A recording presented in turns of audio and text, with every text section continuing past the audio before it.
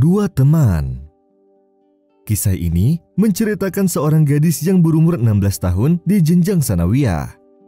Kedua orang tuanya berasal dari kalangan orang baik. Dia telah menghafal Al-Quran dari kecilnya dan dia selalu memanfaatkan waktunya untuk sholat dan menghafal Quran serta berzikir.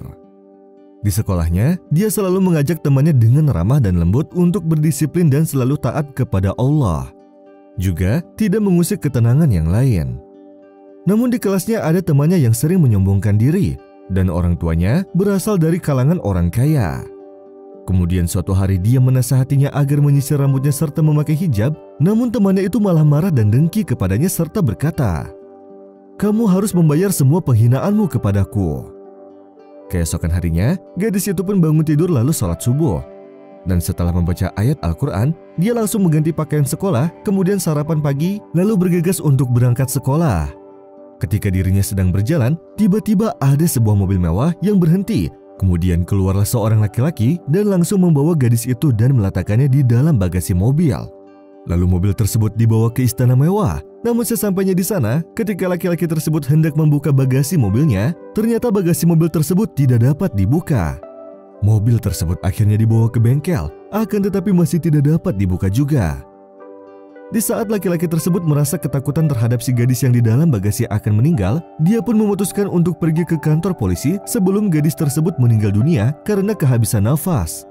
Lalu para polisi mencoba membuka bagasi mobil tersebut, akan tetapi mereka tidak bisa. Sehingga salah satu dari mereka berkata bahwa hal tersebut harus dibawa ke Syekh untuk didoakan. Dan insya Allah bagasi tersebut akan bisa terbuka. Lalu tak lama kemudian seorang syekh pun datang sehingga didoakanlah mobil tersebut dan seketika itu bagasi mobil pun dapat terbuka kembali. Kemudian keluarlah si gadis tersebut dengan tenang. Lalu syekh pun bertanya padanya, "Apa yang kau lakukan setelah laki-laki tersebut memasukkanmu ke dalam bagasi ini? Dan kenapa engkau begitu tenang di dalamnya?" Lalu si gadis itu pun menjawab, "Aku membawa ayat kursi dan surat Al-Mu'awwizat, dan aku terus membacanya." وَنُنَزِّلُ مِنَ الْقُرْآنِ مَا هُوَ شِفَاءٌ وَرَحْمَةٌ لِلْمُؤْمِنِينَ وَلَا يَزِيدُ الظَّالِمِينَ إِلَّا خَسَارًا. Dan alhamdulillah, rasa ketenangan itu ada karena setiap hari aku sholat subuh. Dan aku yakin dengan hadis Rasulullah SAW yang telah bersabda, "Barang siapa yang sholat subuh, maka dia berada dalam jaminan Allah." Lalu syekh itu pun berkata, "Engkau benar wahai putri, dan barang siapa yang selalu bersama Allah, maka Allah akan bersamanya."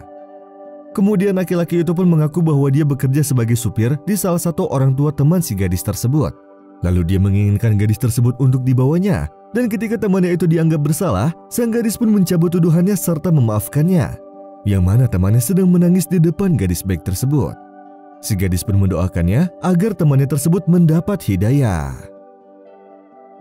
مَا يَفْتَحِ اللَّهُ لِلنَّاسِ مِنْ رَحْمَةٍ فَلَا مُمْسِكَ لَهَا وَمَا يُمْسِكْ فَلَا مُرْسِلَ لَهُ مِنْ بَعْدِهِ وَهُوَ الْعَزِيزُ الْحَكِيمُ.